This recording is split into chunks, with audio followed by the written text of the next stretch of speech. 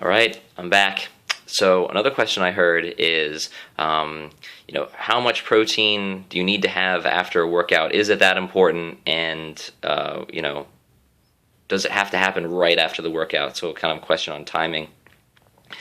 So I've talked about in the past, excuse me, I've talked about in the past about how we really need to be asking the right questions. All those are certainly valid questions, but are they the right ones? So when asking about protein after a workout, we see in all the magazines, protein, you got to have your protein after your workout.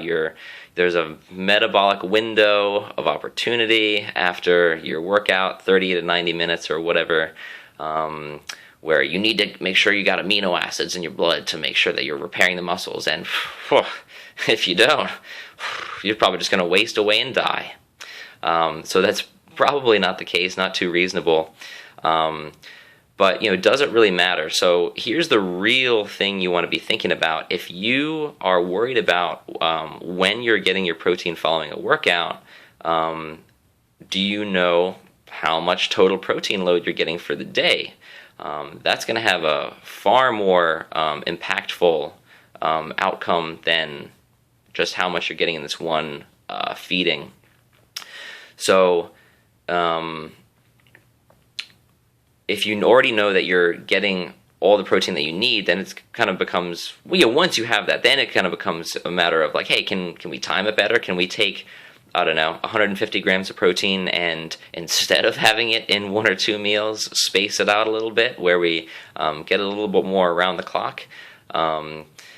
As far as, why people might have good recommendations behind having protein after a workout.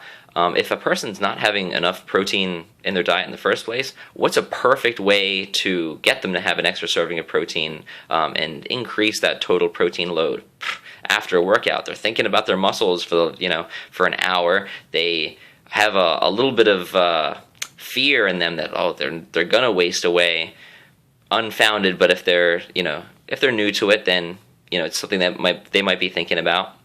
So it's a really good anchoring strategy where it's like, hey, you don't know when to get protein. How about right after your workout, so that you can know, what you just did is really having a positive effect on your body, and then you're putting some good stuff back in to help you recover.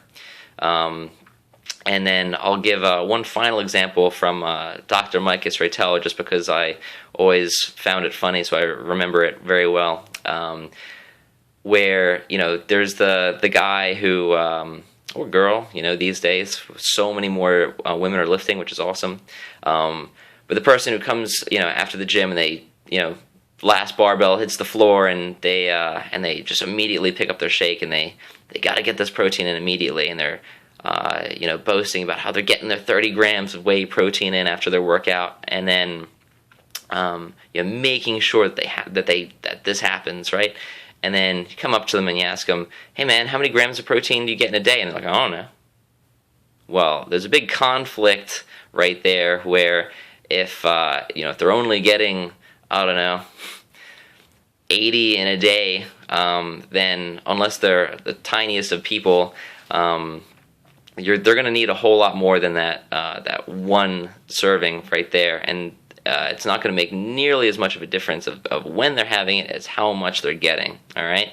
So hope that helps, and I'll catch you next time.